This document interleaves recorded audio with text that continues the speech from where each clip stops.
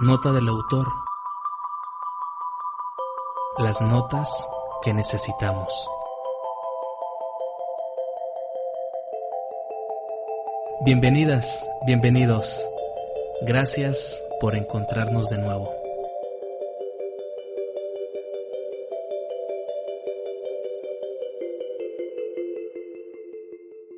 Amigos y amigas de Nota del Autor, qué gusto volvernos a encontrar nuevamente a través de este medio que nos da la oportunidad de llegar a muchísimas personas. Les mandamos un abrazo y deseamos que se encuentren muy bien de salud en estos tiempos de pandemia. Aún no se termina, aunque ya hay mucha gente vacunada, pero todavía falta más y hay que seguirnos cuidando al 100%. Ya hemos visto que las consecuencias del no cuidado pues son fatales, ¿sí? En este día, 27 de mayo de 2021, nos vamos a enlazar con dos amigos fascinantes. Usted ya los conoce, ya hemos grabado algunos episodios con ellos. Uno de ellos, de estos amigos, es el maestro César Rodríguez Quintero, con quien trabajo, somos compañeros de trabajo en la misma institución educativa, la Universidad de Guadalajara. Con él grabamos el episodio de Metacognición, muy visto y muy escuchado. Ahí lo tenemos en pantalla. Bienvenido, César, nuevamente, ¿sí? Hola. Y también ven ahí en ese cuadrito pequeño a Antonio Jesús Ramírez Pedrosa, con quien también ya hemos grabado algunos episodios. Él es poeta y también matemático. Entonces, hemos compartido ya en otras ocasiones otros temas, pues, diferentes a la poesía. Uno de ellos es la perspectiva o las perspectivas a futuro que debería de asumir la humanidad. Recuerda ese episodio por allá en la temporada anterior. El día de hoy nos hemos conectado 2:44 p.m. aquí en México y en España son ya las 9:44, Antonio. Eso es. Bueno, nos hemos conectado, hemos encontrado este punto dentro de nuestra agenda para conversar sobre la inteligencia artificial. Es un tema que tiene muchos caminos que recorrer. Obvio, no los vamos a recorrer todos hoy, es un tema bastante amplio, pero sí queremos invitarle a que se quede a escuchar estas reflexiones que vamos a compartir. No va a ser una entrevista tal cual, no estoy frente a ellos preguntándoles, sino va a ser un diálogo entre amigos, un diálogo que le vamos a sacar muchísimo provecho. Y antes de empezar este diálogo, esta conversación, quiero compartirles que el historiador mundialmente reconocido y leído, que es una fuente de opinión válida, Yuval Noah Harari, israelí, en 2016 publicó este libro que se llama Homo Deus. En él pues habla de muchos conceptos muy interesantes. Sobre todo dice que la humanidad, los grandes objetivos de la humanidad son tener dicha, llegar a ser felices. Y un objetivo muy claro es el transhumanismo, ¿sí? El libro se llama Homo Deus y pretende que nosotros como especie lleguemos a convertirnos en dioses. No en dioses desde el punto de vista espiritual o religioso, pero un ser humano que sea capaz de conectarse con la tecnología, de conectar su cerebro con la tecnología y hacerse uno solo con el Internet de todas las cosas. Y en toda esta perspectiva que él nos menciona, no vamos a profundizar en este libro, vamos a tocar solamente el tema de la inteligencia artificial. Él pone o hace énfasis en los algoritmos, principalmente en la inteligencia artificial. Cómo la inteligencia artificial está ya, ¿cómo se dice?, metida, conectada con nuestra persona. Nos habla del Big Data, ¿verdad? Cómo los seres humanos estamos dando datos personales al Internet diario y día con día, ¿sí? Entonces él habla que todo es un algoritmo, que por ejemplo, en algún momento dado los científicos van a descubrir el algoritmo de la felicidad, el algoritmo de la depresión, y que se trata solamente de descubrir cómo funciona el cerebro y boom, pues eso va a generar grandes cambios, va a haber una revolución cognitiva impresionante. Y muchas cosas más. Entonces la palabra algoritmo tiene en la actualidad mucha fama. Se habla mucho de algoritmos, en todos los sentidos. Y antes de iniciar esta conversación, Antonio y César nos hablaban de las diferentes definiciones de algoritmo, ¿verdad? Las cuales vamos a compartir en este momento para dejar en claro algunos conceptos. Entonces, pues vámonos con la pregunta principal. ¿Qué es un algoritmo? Indiscutiblemente esto nos va a llevar a identificar lo que es la inteligencia artificial y cómo ésta está modificando ya nuestras vidas. Inteligencia artificial, no sé, amigos, no sé si están de acuerdo conmigo, no es un tema actual, ya tiene mucho tiempo, ya tiene muchas décadas, pero ahora con la aparición de nuevas tecnologías, pues ha tenido más realce y es algo de lo que nos tenemos que preocupar o de lo que tenemos que aprender a vivir. Pero empecemos con la primera pregunta. ¿Qué es un algoritmo? Ustedes me llevan mucho camino recorrido en torno a esta temática. ¿Quién quiere? Pues César, adelante. No, Antonio. Antonio, en la presentación estuvimos un poquito platicando antes de empezar esta conversación y yo me di cuenta que Antonio, además de tener una fuerte formación en matemáticas, él es matemático y además de que escribe algoritmos, de que trabaja continuamente escribiendo código, codificando, haciendo script. Además de eso, tiene formación en inteligencia artificial. Entonces creo que el que tiene más autoridad académica y más conocimiento técnico y definiciones más claras para ayudarnos a entender estas diferencias entre algoritmos, entre inteligencia artificial y lenguajes de programación, en qué momento hacemos referencia a una cosa y cómo esto llega a influirnos a nosotros como personas. Él tiene mucha claridad de eso porque trabaja haciéndolo, ¿no? Adelante, Antonio, ándale, empieza, cuéntanos. Vale, genial. Bueno, al final, la conclusión a la que hemos llegado o la idea que subyace, ¿no?, al concepto de algoritmo, creo que más o menos la compartimos los tres. Y como hemos comentado antes, un algoritmo al final es un método para conseguir algo. Pero claro, ese método conlleva que se sigan una serie de pasos. Esos pasos tienen que estar ordenados, tienen que ser finitos, eso es muy importante. Un algoritmo no se puede definir como un conjunto infinito de pasos porque nunca llegaríamos a ese objetivo, ¿no? Y claro, también es importante que estén bien determinados y estén ordenados.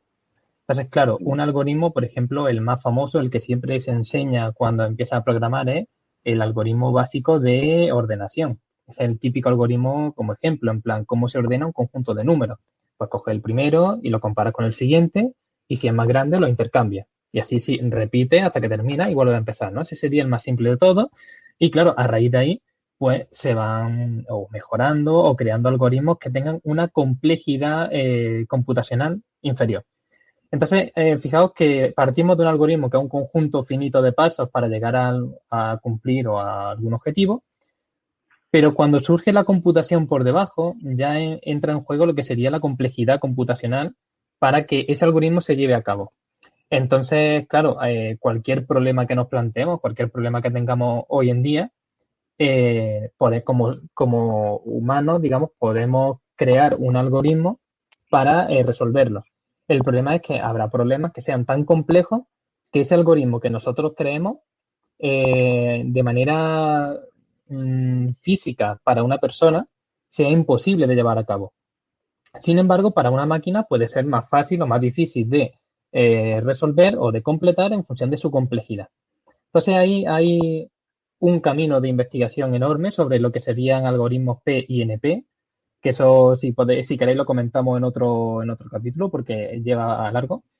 Pero claro, hay un problema de estos, de los grandes problemas del siglo o del milenio, que es si la complejidad P y NP es lo mismo. Porque de ser lo mismo, la mayoría de los algoritmos complejos que existen hoy en día se podrían optimizar para mejorarlo y completarlo en tiempo real, ¿no? Entonces, claro, a partir del algoritmo, de esa construcción digamos, de pasos ordenados que nos llevan a un objetivo, pues surge la idea de script, como comentaba César, o de programas más complejos que implementan múltiples algoritmos para darnos una funcionalidad concreta. Entonces, por ejemplo, ahora mismo esta aplicación que estamos usando es un conjunto de algoritmos que pues nos permiten intercambiar, bueno, y nos permite mantener esta discusión, vernos, ¿no? nos permiten emitir en directo, grabar, pues todas esas funcionalidades, pequeñas funcionalidades, serían como distintos algoritmos o distintos sistemas que están integrados dentro de una misma solución. Yo creo que, bueno, así en resumidas cuentas, creo que lo que sería el algoritmo estaría ya descrito. Y claro, la relación del algoritmo con la inteligencia artificial conlleva una evolución que, como ha comentado César antes, tiene mucho que ver con la creación de un lenguaje. Al final, yo creo que la inteligencia parte sobre el lenguaje. Si no tenemos lenguaje, es complicado definir la inteligencia, ¿no? O estaríamos hablando de otro tipo de inteligencia. Sí, respecto a los algoritmos, habría que decir que están teniendo una fama tremenda, sobre todo porque en últimas fechas las corporaciones enormes, las más grandes, las Facebook, Google, Apple y todo ese conjunto, Amazon también, empezaron a implementar una serie de procedimientos para reconocer nuestros patrones de gustos, de consumo, de conducta en general. Y estos empezaron a tener ya un efecto, esta forma de organizar las aplicaciones, esta forma de programar, esta forma de desarrollar aplicaciones, empezaron a tener una repercusión o un impacto en la sociedad. Hace muchos años, Antonio, tú eres un hombre joven, yo ya estoy más viejo, pero hace muchos años las redes eran un asunto que eran muy ajenas a la cotidianidad. Es decir, tú podías entrar a una red, te entretenías un rato, veías algo ahí, te salías y punto. Y, y lo que pasaba en las redes se quedaba en las redes. Pero a fechas recientes, lo que pasa en las redes ya no se queda en las redes y entonces viene a tener un impacto social. Eh, Ahorita mismo me viene a la cabeza la idea de que así como tú eres un desarrollador que usa un lenguaje para darle instrucciones a una computadora, para dejar en claro qué procedimiento tiene que llevar en cada situación, en cada momento.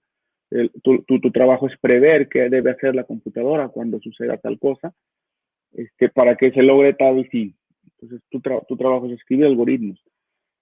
Y junto a eso hay un oficio recientemente de creación, del diseñador de experiencia de usuario, que los diseñadores de experiencia de usuario tienen ahora el trabajo no solo de diseñar la interfaz, no solo de definir la paleta de colores, la tipografía que va a llevar, la distribución, el diseño gráfico de la aplicación, el front-end, no solo tienen eso, sino que deben de proveerle al usuario una experiencia grata y eso nos está hablando de que ahora los algoritmos se están diseñando para que puedan intervenir o que puedan influir en nuestros ámbitos emotivos, emocionales, ¿no? Que nos den esta dosis de dopamina que distribuida estratégicamente para que siempre se resulte cómodo, placentero, gustoso, estar experimentando, revisando, viendo, ¿no? Que sea una dosis de gratificación. Este, entonces, los algoritmos eh, nos están llevando a un modo de organizar aplicaciones, de crear aplicaciones que influyen ya en el ámbito emocional, en el ámbito afectivo de las personas.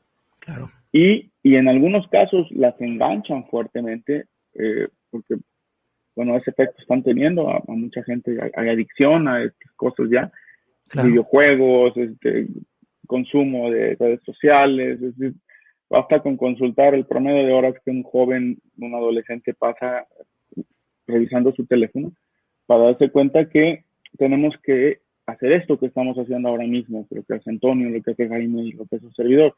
Si pensar un poco acerca de qué está pasando ahora en el mundo, de cómo estos algoritmos están teniendo influencia en nuestras personas, en nuestra persona, en nuestros compañeros, en la sociedad, en nuestros hijos, hasta nuestros abuelos, porque ahora ya vemos a los abuelos enganchados en el circo este. Claro. Entonces, esta es creo que una de las razones por las cuales nos sentamos ahora a platicar, a discurrir un poco sobre esta influencia de esto que al parecer es muy matemático, es muy computacional, muy programático, muy tiene que ver con una sintaxis y con una serie de una semántica en los lenguajes de programación, pero también en lo que está teniendo efecto, en los efectos que causan las aplicaciones nuevas y las, Claro. las páginas web con las que interactuamos todos los días. Uh-huh. Podríamos decir que que la inteligencia artificial o los algoritmos tienen como que dos caras, como que son benéficos, como que pueden perjudicar. Dice Yuval Noah Harari en este libro que acabo de citar que un equipo de Google, una subempresa de Google, está trabajando en descifrar el algoritmo del cerebro. Dice él, al fin de cuentas, todo es un algoritmo y el cerebro tendrá que ser descifrado tarde que temprano. Hay otro neurocientífico que dice, no es posible, el cerebro está conformado con tejidos, con células, tiene otra dinámica y es imposible que se pueda conectar, que le puedan conectar redes y que se pueda conectar al internet. Por ahí hay un choque de ideas interesante. Y en este libro también se menciona que hay cascos, hablando de lo que tú decías, César, de cómo la inteligencia artificial también te genera estados de ánimo satisfactorios, etcétera. Hay cascos que ya se están utilizando en fase experimental en Europa que se los han puesto a pacientes depresivos. Y esos cascos generan un tipo de estimulación eléctrica que pues, obviamente va directamente a la funcionalidad de los neurotransmisores, a la sinapsis, y que en pocos días o semanas han curado en ciertos pacientes síntomas depresivos. Entonces, no es una técnica invasiva, no se está tomando ningún tipo de fármaco, es ya a través de esos cascos que son inteligencia artificial, que son algoritmos. Y en otro caso, dice este autor que a una militar la metieron a una simulación, a un espacio simulado donde pues mataba personas. Y cuando esta persona salía, pues salía estresada porque le salían objetivos de un lado, de otro y de otro. Y era una experiencia de mucha ansiedad, de terror, de muchas cuestiones extrañas. Nosotros creemos o pensamos que la guerra es algo terrorífico para el ser humano. Bueno, pues le pusieron un casco diseñado exclusivamente para controlar su estado de ánimo. Se lo puso, entró a esa zona de simulación, hizo lo que tenía que hacer y cuando salió le preguntaron, ¿cómo te sentiste? Fue una experiencia fascinante. No sentí estrés, no sentí presión, no sentí ansiedad, no sintió nada. Entonces yo les pregunto, amigos, esto de la inteligencia artificial, claro que es esperanzador por una parte, pero por otra, ¿qué riesgos puede traer? César nos introducía en ese camino, ¿no? Cómo esto también tiene una influencia muy directa en la vida de las personas. ¿Qué podemos decir? Pues fíjate que antes incluso de que estos algoritmos, esta inteligencia artificial se aplicase a la tecnología tal y como hoy la percibimos, ¿no? Muchas empresas ya lo usaban para intentar conseguir beneficios a nivel de ventas, por ejemplo. Y había un caso muy curioso que me contaron a mí en el máster, que me hablaban de una cadena de supermercados de Estados Unidos, que analizando digamos, las cuentas de algunos de sus clientes, se percataron de que los padres jóvenes que iban a comprar pañales al supermercado compraban cerveza. Entonces lo que hicieron fue colocar la cerveza cerca de los pañales. Entonces Qué con eso buena idea. consiguieron mejorar las ventas en cerveza. Porque al final, en el camino hacia el objetivo, que eran los pañales, tú encontrabas lo que te gustaba. Y fijaos que a partir de ahí, toda la organización actual de los supermercados se basa en los patrones de comportamiento de sus clientes. Fijaos que en qué momento, ¿no? Antes iba a pensar que colocar un artículo en determinado sitio iba a provocar eso que ahora llaman compra por impulso, ¿no? Entonces, fijaos que esa sería un poco la primera aplicación de este tipo de técnicas inteligentes, ¿no? Que yo creo que va un poco más asociado a una forma de llegar a conclusiones sin que nosotros nos percatemos de qué procedimiento sigue, porque al final son un conjunto de técnicas que mayormente suelen ser opacas o en una caja negra, como la llaman, que te dan unos resultados que no te puedes imaginar y que incluso a veces ni siquiera piensas, como si está lloviendo y caminas bajo la lluvia, te mojas. Muchas veces nos enfocamos tanto en conclusiones un poco más complejas o abstractas que nos olvidamos de lo simple. Entonces, este tipo de sistema inteligente es capaz tanto de determinar lo más simple y lo más complejo, cosas que veamos en lo cotidiano, a cosas que se pueden dar bajo ciertos patrones. Y claro, en este caso, la aplicación de esta inteligencia artificial y sobre todo con la cantidad de datos tan grande que hay hoy en día, puede provocar que como personas llegue un punto en el que no sepamos qué queremos. Fijaos que hace poco vi un vídeo de un cómico español, no sé si lo conocéis, Ignatius Farray, que decía algo así como que lo más revolucionario que pueda hacer nuestra generación es dejar de hacer cosas, es no hacer nada. ¿Por qué? Porque hoy en día estamos continuamente con un móvil, con un ordenador, entonces todo eso al Estado o a las grandes organizaciones le da información sobre lo que somos y ellos son capaces de generar algoritmos que nos digan cómo queremos ser.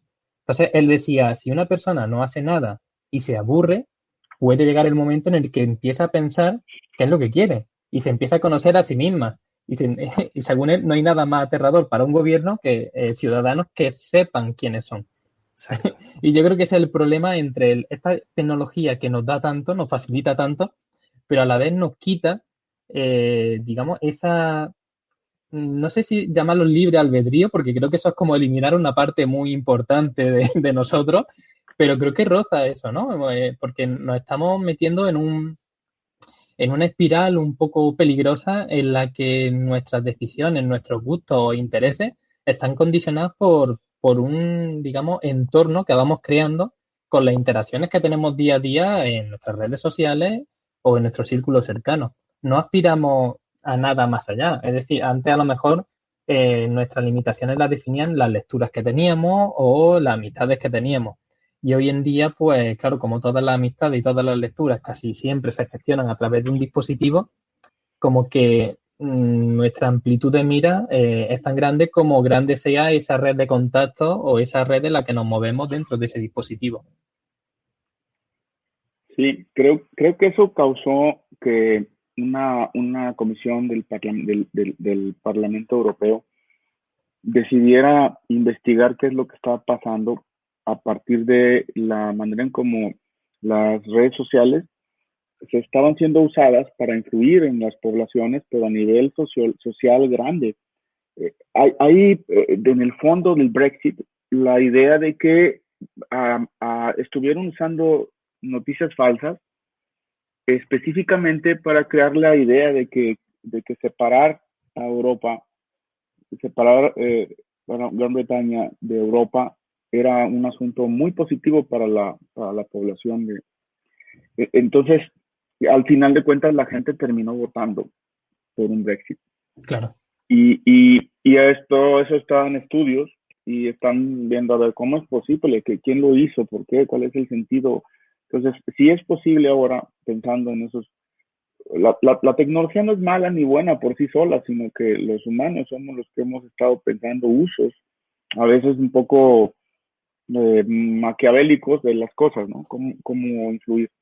La salida bueno, el Brexit y también el voto por Trump en las elecciones con Clinton es un asunto muy estudiado. Se sabe pues que hay una gran influencia por parte de las granjas ahora de robots, de bots, que son no es otra cosa más que un conjunto de personas que se organizan, les dan 100 teléfonos a cada una y cada una replica y replica y replica desde distintas cuentas, replica el mensaje.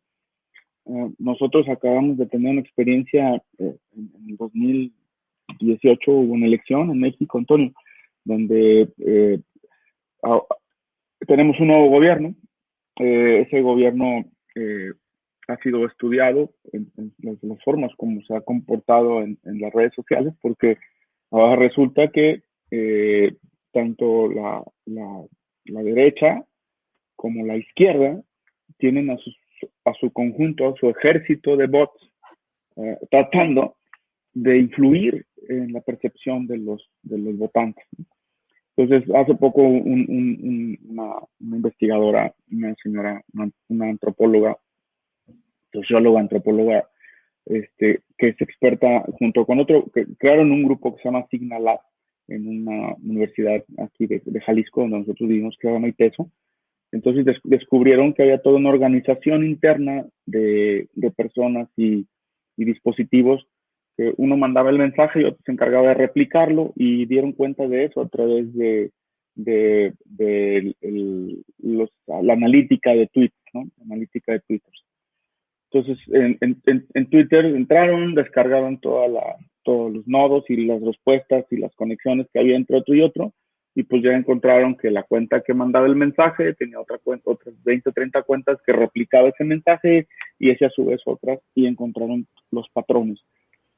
Y lo que sí da un poco de terror es que cuando revisaron la geolocalización de las cuentas, pues las cuentas habían sido creadas en los 5 continentes, y estaban trabajando eran cuentas que habían sido creadas, estaban geolocalizadas en diferentes áreas del planeta, inclusive en México, había algunas en México, pero esto te da una idea de que el proceso, la organización, las maneras como nos estamos vinculando para conseguir propósitos, fines, rebasa fronteras, y probablemente está centrada en dos asuntos, ¿no? Obtener beneficios económicos o obtener poder político. Esa es Claro. la cosa hacia donde yo creo que podríamos, pues a lo mejor es muy dicotómico, pero pues sí podríamos empezar a pensar en eso, en esos dos referentes, el Sí. tener mayores ingresos económicos y también acumular mayor poder político. Claro, dice el historiador que he citado ya reiteradas veces en su último libro de 21 lecciones para el siglo XXI, que en un breve tiempo estaremos viviendo dictaduras digitales, donde quien tenga mayor cantidad de datos es el que va a imperar, ¿no? Y mientras ustedes hablaban, me acordé de la novela de George Orwell de 1984, el famoso Gran Hermano, ¿no? En España el Gran Hermano y aquí en México Big Brother. Entonces, no sé quién es nuestro Big Brother. digamos ya que, por el puro idioma.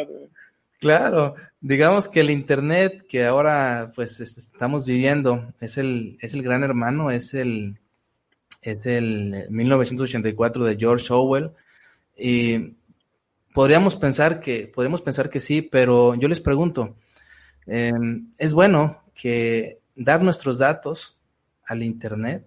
¿Qué tan bueno es esta parte? ¿O aferrarnos al tema de la privacidad? Porque también eso está de moda en la actualidad, ¿no? Los famosos, bueno, la privacidad de los datos, defender nuestra privacidad, defender nuestra autenticidad. ¿Qué hay de bueno o qué hay de malo en eso? ¿Entregar nuestros datos o defendernos de entregarlos al Internet? Al final es que lo complejo de eso es que vivimos en un mundo en el que prácticamente la mayor parte de la población ya está utilizando herramientas de redes sociales, y el no pertenecer a esas herramientas de redes sociales al final te deja fuera del sistema. Digamos, al final es como cuando existe, digamos, el esquema de la comunicación, uno de los componentes principales es el medio, ¿no? Entonces yo creo que vivimos en una época donde el medio ya no es el aire o el papel o el soporte físico que antes había, sino que ya el medio es Internet. Entonces, si tú quieres tener todo el control de tus datos y de tu información, incluso creo que aún no teniendo un dispositivo tecnológico cerca, queda expuesto, porque hoy en día estamos expuestos a cámaras de vigilancia de seguridad, por ejemplo, estamos expuestos a incluso a la propia televisión, ¿no? Aunque no tenga un control claro sobre lo que vemos o no vemos, o la radio, o no sé, elementos que no parecen tan invasivos. Al final, si empiezas a eliminar ese tipo de herramientas de tu vida, prácticamente te quedas como si no supiese hablar. Es como si te faltase el idioma, ¿no? Entonces ahí, claro, entra un poco en la dualidad sobre, ¿quiero ceder todos mis datos a Facebook? No, venga, pero me crea una cuenta de Twitter. Que vale, no se lo está dando a Facebook, se lo está dando a Twitter, pero al final detrás de todo eso hay un gestor de información enorme que seguramente esté vendiendo esa información a otra empresa, esté negociando con eso, aunque no sean datos tuyos que vayan con tus nombres y apellidos, porque seguramente todo eso esté anonimizado, pero sí está claro que al final hay una persona que tiene unos gustos, tiene unos intereses, tiene una forma de vida concreta, consume tanto dinero en esto, gana tanto dinero en lo otro, y al final con eso crean un modelo en el que un ciudadano de edad entre los 30 y los 50 años con un sueldo tal, pues a lo mejor gasta al año 300 euros en Coca-Cola, por ejemplo. Ya, bueno, no sé si se pueden decir marca, en bebida de cola. Pues al final, claro, tú sabes que si no es ese ciudadano en concreto, pero seguro si extrapola esa información, verás que a lo mejor los jóvenes son los que más consumen bebidas carbonatadas y la gente más adulta a lo mejor consume más bebidas alcohólicas de cierto tipo o, o incluso en alimentación o en ocio, música, cine. Es complicado. Yo creo que al final, incluso cuando va a haber una obra de teatro y compras la entrada, al hacer ese pago con la tarjeta de crédito, ahí ya está dando tus datos. Sabes que tú, que vives en tal sitio, has visto esa obra. ¿Por qué? ¿Por qué? Porque te interesa o porque estás cerca de donde vives o porque tienes familiares que le interesa ese tipo de contenido. Yo creo que ya prácticamente la información puede salir de cualquier sitio. No es necesario decir, oye, mira, me llamo Antonio, vivo en Córdoba, España, tengo 30 años, gano tanto al mes, me gusta esto, esto y esto. Da igual, ellos conforme vayan viendo tus interacciones diarias, ya creo que llegarán a saber más de lo que tú sabes en ese momento. Creo que se pueden colocar un paso por delante. Sí. Eh, un poquito para poner acento en esto mismo que preguntaba Jorge. Oye, ¿es sano dar nuestros datos? ¿Nos puede ser útil dar nuestros datos? En México en estos días estamos viviendo una, mm, una situación especial porque los usuarios de telefonía móvil eh, acaba de presentarse una ley, aprobarse una ley y todo el mundo estamos buscando cómo ampararnos frente a eso, cómo evitar que esa ley tenga aplicación, que tenga efecto, porque para el año 2025 debemos dar todos nuestros datos biométricos. Nuestro tono de voz va a ser usado para identificarnos, nuestra retina será usada como un elemento de identificación, nuestras huellas digitales y prácticamente nuestra cara y todo ese asunto, el gobierno le está pidiendo a las telefónicas que recolecten la información de todos los usuarios de teléfono. Eh, y eso pone pues como en perspectiva esto que Antonio acaba de decirnos, ¿no? ¿Qué pasaría, por ejemplo, con las compañías de teléfonos que van a encontrar un patrón de uso de nuestros servicios, de las líneas telefónicas, que van a escucharnos porque van a decir, ah, fulano de tal está hablando porque ya tiene nuestro patrón de voz y ya ni siquiera van a necesitar, ah, es la voz de fulano, sí, a ver, identifícalo, donde quiera que hable, identifícalo. Nos da un miedo tremendo porque los únicos países que están implementando medidas como esas, pues son países totalitarios, ¿no? China y son países que tienen un control férreo de lo que sus ciudadanos pueden y deben hacer. Entonces, en las democracias libres, en las democracias republicanas como las nuestras, imperfectas y sucias y corruptas, son creo que todavía mejor que estas cosas tan deshumanizadas en las cuales se convierten los regímenes totalitarios. Entonces, si uno tuviera que llevar esto a los límites, uno debería pensar, híjole, ¿qué haría un gobierno? Bueno, un buen gobierno, ¿qué haría? No, pero no todos vivimos en Finlandia, ni no todos vivimos en lugares donde pues los gobernantes pues tienen un nivel de vida, un nivel de comprensión, son verdaderos demócratas, son gente que vigila y cuida a su pueblo, ¿no? En otras partes del mundo eso no pasa. Entonces, esto es un fenómeno global y nos implica a todos. Ahí los que estamos viviendo en territorios en vías de desarrollo, los que viven en áreas del mundo donde ya tienen un nivel de avance mayor, y otras donde acabo de darme cuenta con un amigo que viajó a hacer misiones a África. Dice, mira qué cosa que pasó. Dice, la gente no sabe, no pudo ir a la escuela por muchos años, pero de buenas a primeras llegó el teléfono celular. Entonces, la gente pasó de no tener conocimiento de la escritura y la lectura a llegarle el dispositivo móvil y el teléfono. Y ahí abren sus cuentas de Facebook y ven videos, y se escriben, y eso ha motivado un poco que emprendan la comunicación funcional, así elemental. Y entonces en muchos países africanos ellos están pasando del analfabetismo al alfabetismo digital.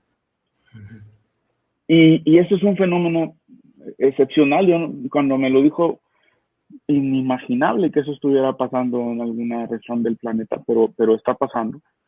Entonces es una forma de usos no previsibles de la tecnología, de sí, resultados no previstos en la tecnología, que pase la ciudadanía de un nivel de ejercicio a otro nivel de ejercicio de sus funciones, de su pensamiento, porque ahí están ocurriendo procesos que no estaban previstos que sucedieran. Uno pensaría que todo el mundo estamos en el mismo nivel y no, está diferenciado. Eso para conectar la idea de que a veces los algoritmos, la información, ahorita hay que seguir, Antonio, con el tema del Big Data. Cuéntanos qué podemos empezar a pensar del Big Data y cómo nos va a influir y cómo el Big Data se va a conectar con el Internet de las cosas, y luego el Internet de las cosas, cómo se va a conectar con las inteligencias artificiales y las inteligencias artificiales con sistemas comerciales, mercadotecnia y todo este asunto de por medio, ¿no? Claro, pues fijaos que el tema del Big Data se empezó a explotar en plan fuerte, ¿no? Hace unos 10, 12 años que se puso muy de moda y claro, la gente decía el Big Data, el Big Data. Creo que desde los 90 aproximadamente, la mayoría de las empresas que se empezaron a digitalizar empezaron a acumular información de sus clientes, eso es lo que serían empresas comerciales. Luego también hay otras empresas, por ejemplo, dedicadas al mundo de la salud, que empiezan a acumular un montón de información sanitaria de las personas. Y entonces llega un momento en el que toda esa información está almacenada en algunos repositorios de datos que a saber dónde están y a saber quién tiene acceso ahí.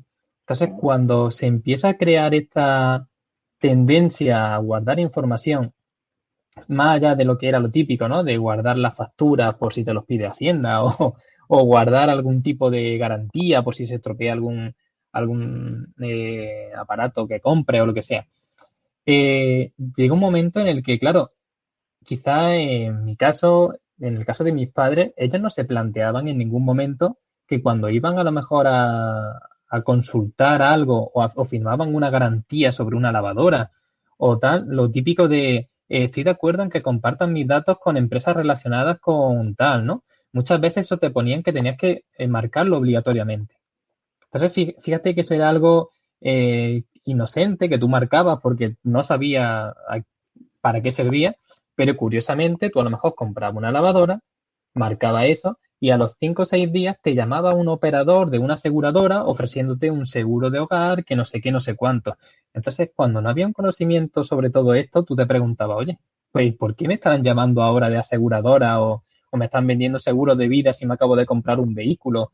O fíjate que ya lo preocupante sería, y creo que cada vez pasa más, que si a lo mejor detectan nuestra ubicación cerca de centros médicos o detectan nuestra ubicación cerca de algunos locales determinados, pues eso desencadena pues todo el proceso necesario para decir, oye, mira, este usuario tiene o va cada 2 días a un hospital, seguramente necesita un seguro de vida o un seguro médico o cualquier otro tipo de, digamos, recurso relacionado que le pueda servir y que nos pueda beneficiar a nosotros. Entonces, el Big Data, al final, la traducción sería algo así como, no sé si datos a gran escala, no sé si llamarlo así. El problema es que, claro, cuando teníamos muchos datos, no teníamos dispositivos lo suficientemente potentes como para procesarlo. Y a raíz de ahí empezaron a crearse muchos algoritmos que lo que hacían era optimizar todos los procesos de obtención de información. Luego llegó un momento en el que los dispositivos informáticos dieron un salto de nivel en el que eran capaces de procesar cualquier cosa. Entonces ya los algoritmos son mucho más burdos, más vastos. Simplemente léete todos los datos, extrae esta información y compártela. Entonces, hemos llegado a un momento en el que se está avanzando de forma de software, ¿no? A nivel de mejora técnica del algoritmo muy rápido, pero en la parte del hardware, del dispositivo físico, también se está avanzando muy rápido. Entonces vamos a llegar a un momento en el que incluso en cuanto dejemos nuestra huella digital en la renovación del carnet de identidad, puede ser que eso desencadene que la mayoría de las empresas de seguridad o incluso sanitarias o comerciales ya tengan nuestros datos biométricos, que es lo que comentaba César antes con el hecho de que de tu voz, de tu huella digital, sería tu escáner de retina, tus huellas dactilares, al final llegará un momento en el que cuando te digan, imaginaos, ¿no? Hay empresas que están intentando instalar microchips para que sus empleados entren y sepan, pues, que están allí. Otras empresas que quieren como instalar dispositivos de seguimiento en los clientes que se creen, imaginaos aquí en la cadena del Corte Inglés, pues su tarjeta del Corte Inglés. Cuando tú pagas con la tarjeta del Corte Inglés, no solo estás dándole dinero a crédito a esa entidad, sino que le estás dando tus datos personales, porque ellos tienen tu nombre y apellido, que eso no se lo va a dar el banco, pero tienen ya esa frecuencia de compra. ¿Cuándo has comprado? ¿En qué centro sueles comprar? ¿A qué hora? ¿En qué momento del año? Si más próximo a Navidad, menos próximo, incluso con qué frecuencia aplazas tus compras meses siguientes o fragmenta el pago en tres veces sin intereses, como llaman ellos, pero eso es lo que te dice que a lo mejor elija una televisión de no sé qué tamaño porque ellos tienen unos ingresos tuyos en relación a lo que sea.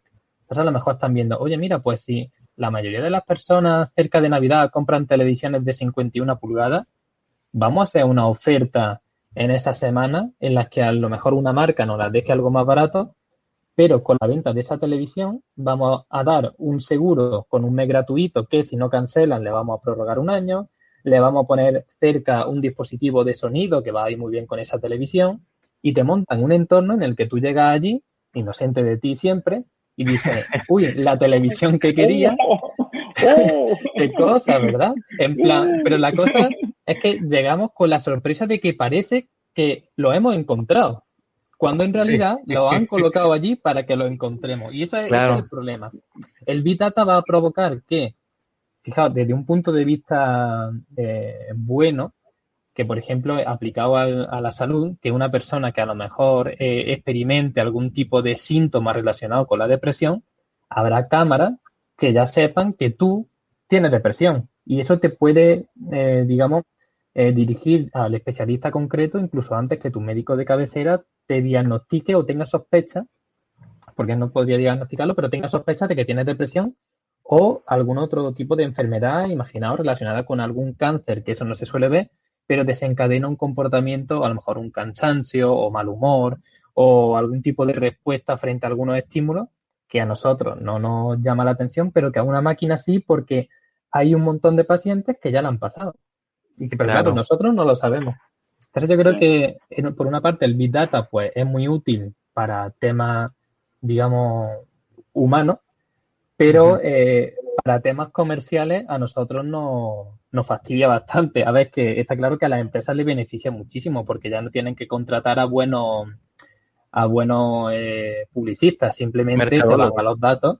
Claro, se van a los datos que tienen y sí, pues ya está. Yo tengo el 80% de mis clientes tienen este perfil, pues voy a hacer un anuncio para contentar ese 80%. Si el 20% restante se ofende, me da igual, porque se van a ofender, van a hablar de mí mal en las redes sociales y eso va a hacer que gente que no me conozca me empiece a conocer porque esa gente habla mal de mí, ¿no? Claro. Entonces, sí. Todos son ventajas. Oye, le dicen neuromarketing a ese asunto, sí. ¿No? Eso es. Sí.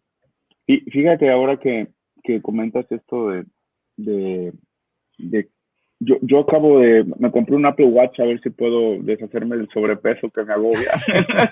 Entonces, una de las partes de cuales se comercializa el Apple Watch es que puedes tu cardiólogo puede tener conexión contigo y saber cuándo estás teniendo arritmias, cuándo estás teniendo un problema. Eso es un asunto ya real, está funcionando, lo están integrando, Claro. en algunas regiones del planeta, por supuesto, en otras.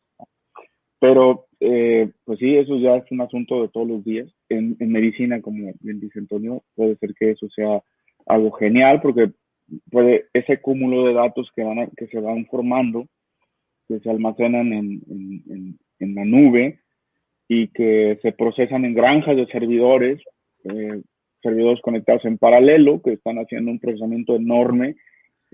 No se nos ocurre pensar, los servidores actuales tienen unos procesadores tremendamente grandes y sus tarjetas madres tienen lugar para 10, 12, 25 procesadores. Entonces, cada uno de esos servidores por sí solo es el equivalente a un monstruo, y ese monstruo está conectado a otro monstruo. Y se espera que cuando la computación cuántica llegue, eso va a dispararse a un tremendo, va a ser un cambio epocal, y vamos a tener otro tipo de capacidad de procesamiento todavía mayor de la que Antonio nos ha referido, porque es sorprendente la capacidad de cómputo que traemos ya en un teléfono. Porque yo cuando empecé en esto en 1982, pues había una computadora a 25 MHz en mi casa, que es su casa, y eso tenía una RAM de 640K, entonces eran capacidades limitadas de procesamiento, pero ahora las bases de datos ya están precargadas en RAM, y las cantidades de RAM y la velocidad de flujo entre los dispositivos es agobiantemente alta. Sí. Las memorias que tiene mi hijo aquí en su computadora gamer son memorias que están moviéndose arriba de los 3 GHz. Entonces, yo me imagino que el día que colisiona un dato ahí, que hay un error, colisiona en altísima velocidad, ¿no? Hace un crash tremendo, porque todas las operaciones están ocurriendo en las velocidades agobiantemente grandes, y eso no se va a detener, eso va a seguir. Sí. Sí, y hablando un poco de si esto que está pasando ahora ya es un poco como de reflexionar, como pensar un poco, por momentos espantarse. Yo aquí tengo a un ladito en el segundo monitor, tengo a Wikipedia abierta en un artículo que dice Neuralink Corporation es una empresa neurotecnológica estadounidense especializada en el desarrollo de interfaces cerebro-computadora. Claro. Implantables también, conocidos como Brain Machine, que está fundada por Elon Musk, el famoso Elon Musk, y que se encuentra desarrollando un dispositivo capaz de tratar pacientes que sufran de discapacidades causadas por desórdenes neurológicos. Y luego ya me viene a la mente aquel macaco que ya tenían conectado, que era capaz de, desde su mente, sentadito enfrente de una pantalla, jugar ping pong de esa aplicación donde rebota la pelotita entonces él movía los solo con el pensamiento, porque ya había unos electrodos puestos acá que estaban sensando la señal que había para mover. Cuando el macaco pensaba en dirigir hacia la izquierda, se activaba un circuito, y cuando se pensaba en mover hacia la derecha, se activaba otro circuito, y en base en ese patrón, se hacía el movimiento. Entonces él ya está jugando ping pong solo con pensar. Claro. Y bueno, miren, se nos ha ido el tiempo, pero quiero dejar algunas interrogantes para el siguiente episodio. Nada más abonándole en unos segundos a lo que acabas de decir, César, de esto, pues cuántos dispositivos han ayudado a personas parapléjicas a caminar, ¿verdad? Tantos de esos ectoesqueletos le llaman, ectoesqueletos. Sí. Y muchos de ellos pues se mueven con esas interfaces conectadas a la mente y los pensamientos. Es increíble, es increíble. Me gustaría cerrar este episodio con algunos puntos que nos pueden enlazar a otra conversación. ¿Acaso la inteligencia artificial podrá superar la inteligencia humana? Lo voy a dejar en puntos suspensivos por esta cuestión que acaban de citar los dos, con Antonio con el Big Data y César con el procesamiento de datos increíble, supercomputadoras que procesan información increíble, que el cerebro, no sé si ustedes me dan la razón, el cerebro humano no lo puede hacer. No lo puede hacer, así estudie, no sé, el resto de su vida. Es una cantidad inmensa de datos que están procesando esta inteligencia artificial. Yo considero que nos rebasa, pero ustedes son los expertos y nos podrán hablar de esto más adelante. Entonces, los algoritmos van a superar la inteligencia humana. Y otro tema que dejo en puntos suspensivos, ¿qué pasa con los empleos del futuro? ¿Habrá gente que se va a quedar sin empleo? Hace un momento que Antonio nos mencionaba de las instituciones de sanidad. En un libro también me encontré con esta cita de que algunos médicos ya no van a tener trabajo. Habrá robots que se van a conectar a la base de datos, al Big Data y a todos esos datos biométricos que tú has dado y te van a dar un diagnóstico con una precisión increíble. Y por último, este último temita que quiero dejar pendiente acerca del libre albedrío, que al principio se comentó, Antonio creo que lo mencionó, pero ahora con el Big Data, bueno, pues ¿quién va a decidir por ti? Sí, ¿es acaso estas máquinas que procesan tu información y que te van a ir orientando, que van a ir personalizando la información que tú ves en internet, ¿cómo se dice? Los anuncios publicitarios? Ya existe eso. Hay gente que dice, hay cámaras en mi celular que me están viendo qué estoy comprando. Se me hace un poquito chistoso eso, no tengo bases para decir si es cierto o es falso. Yo les digo, ¿pero por qué? Si acabo de ir a una tienda y me aparecieron ya artículos de esa tienda en la que yo ando. Bueno, quisiera dejar estos tres temas ahí en el aire y podernos encontrar en otro momento para platicar de ellos. Y para cerrar, pues me gustaría que en un minuto comentáramos algo de este episodio, algo en lo que ustedes quisieran puntualizar. Bueno, yo empiezo. Parece que el futuro ya llegó. Cuando nos acordamos, yo tengo aquí un robot barriendo mi casa. Ya puse unos foquitos que se prenden solos y son focos Wi-Fi. Cuando me dicen, ¡foco el Wi-Fi! ¿Qué es eso?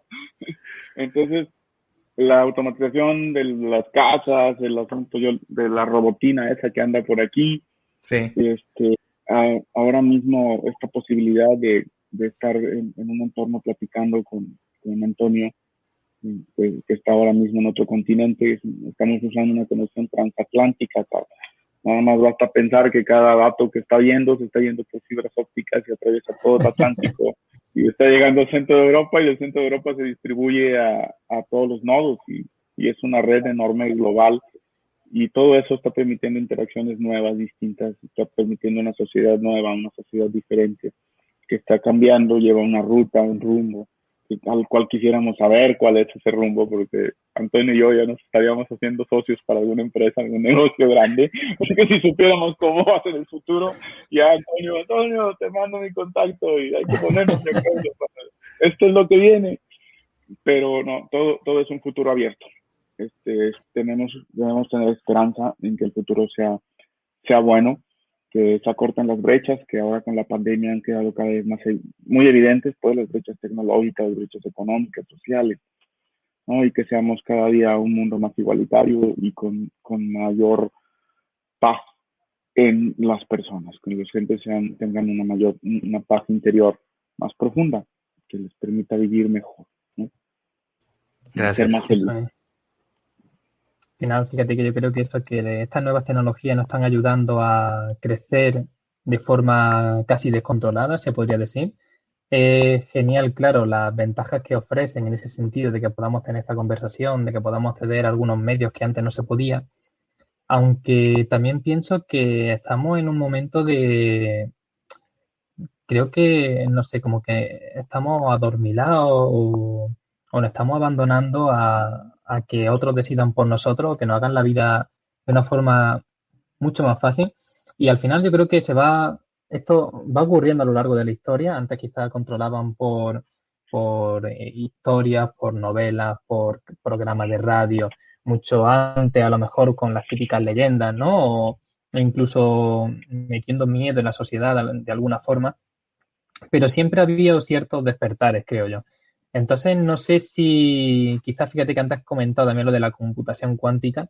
En caso de que la computación cuántica se dé y cuando sea real, yo creo que va a haber un nuevo despertar a nivel social, porque todos los sistemas que tenemos construidos ahora para la seguridad de la información, que al final se basa en que es prácticamente imposible resolver el problema de esa seguridad sin conocer algunos parámetros, con la computación cuántica eso se va a romper de forma inmediata. Entonces sí puede ser que todos los datos que estén ahora seguros se queden expuestos y sea un verdadero problema para ya tanto para la seguridad como para lo que has comentado del libre albedrío, ¿no? Porque si ya cualquiera puede tener acceso a todo lo que somos y todo lo que somos hoy en día es lo que somos como personas y lo que ofrecemos a los medios con redes sociales, pues quedaría totalmente expuesto. Entonces, claro, como hemos comentado, hay cosas muy buenas, sobre todo dedicadas pues, a la medicina, a la investigación y al desarrollo, pero tiene ese contrapunto que da cierto miedo porque da la sensación de que nos están controlando. Sí, dan la sensación de que nos están viendo, como George Orwell en su 1984, y que estamos, ¿cómo se dice? Casi desnudos o desnudas ante el Internet y ante mucha gente que ni siquiera idea tenemos. Bueno, amigos, les agradezco muchísimo el haber coincidido en este horario. Eh, es un gran esfuerzo para ti, Antonio, sé, el haber encontrado un pequeño espacio en tu agenda. Y ya son las 10 de la noche, ya, ¿verdad? Sí, pero bueno, Ya deja de dormir. es buena hora. Claro. Ya deja de Créanlo, dormir. amigos, que yo he disfrutado muchísimo esta conversación. Por un lado, dijimos que no iba a ser entrevista, pero por un lado, entrevista. ¿Por qué? Porque yo también reconozco mis límites teóricos. He leído algo, pero ustedes le aportaron bastante a esta conversación porque están en el camino de la tecnología, en ese lenguaje que yo trato de acercarme, que me interesa, que me apasiona, trato de acercarme. Les reitero mi agradecimiento, les mando un gran abrazo. Espero que, hace rato dije que en el siguiente episodio, pero pues me aventuré o me adelanté a preguntarles si puedo contar con su tiempo para volvernos a encontrar. Por supuesto. Sí, claro. Sí, Muy claro. bien. El tema da para mucho, para más preguntas, para mucha conversación y hacer reflexionar a nuestro público. Antonio, pues, ¿dónde te podemos encontrar? Hay que aprovechar el espacio. Pues como siempre te comento, yo suelo estar más activo en Twitter, mi perfil es AJRP90, aunque también, bueno, tengo mi página personal, uncuadernoenblanco.com, que es donde subo pues los poemas que escribo, los relatos que escribo, algunas reflexiones y poco más. Bueno, en Instagram tengo otra cuenta que uso para subir algunas de mis fotografías de las obras que hago. Y ahora estoy escribiendo, creo ya te comenté, un taller sobre escritura de haiku. Y Bueno, justo antes de esta conversación estaba terminando un capítulo de la introducción y vamos, yo estoy reaprendiendo lo que es haiku. Así que ya, ya te comentaré y te daré más detalles cuando lo tenga. Y si quieres, pues un día hablamos sobre este tipo de poesía que también está muy relacionada con la inteligencia, digamos, más tirando a lo emocional o espiritual, ¿no? a mí se me hace interesante tu personalidad, Antonio, porque eres un tipo que programa, que está en este lenguaje de la informática, de los algoritmos. Y como te dije en un programa, tu cerebro encuentra un espacio para otro tipo de creatividad, la creatividad que se ve en tu poesía, en tus relatos, que es fascinante, es increíble, admirable. Y por este otro lado está César. Gracias, César. Eres un creativo. Yo te he admirado desde hace ya muchos años. Le comparto a nuestro auditorio que aquí en el chat que tenemos privado, yo le decía, oye, César, pues, ¿qué onda? ¿Qué hablamos de ti? ¿Qué promovemos? César no solamente está en el área de la tecnología, sino también que es fotógrafo profesional, está certificado por Google en diferentes procesos, es profe, maestría, quién sabe cuántas cosas. También es un cerebro complejo. Y gracias por estar aquí. Ya me has dicho que en el siguiente programa va a haber una ocasión para que tú promuevas tu curso de fotografía, así también como lo ha dicho Antonio. El curso de haiku que ya me ha platicado, pues Nota del Autor es una plataforma abierta para hablar de nuestros talentos, compartirlos con las demás personas. Muchas gracias. Y bueno, estimado y estimada público, Comunidad Nota del Autor, le seguimos insistiendo para que nos visite, notadelautor.com. Estamos con el mismo nombre en YouTube, en Facebook, andamos en Spotify con nuestros podcasts. Y bueno, siempre serán recibidos sus comentarios. Por favor, no se olvide de comentar, de preguntar en las casillas que están aquí abajo. ¿Qué le gustaría preguntarle a nuestros invitados, a nuestros colaboradores acerca de esto de la inteligencia artificial? Muchas gracias, un gran abrazo a todos. Hasta la próxima. Gracias. Gracias por escucharnos. Hasta la próxima, Nota del Autor.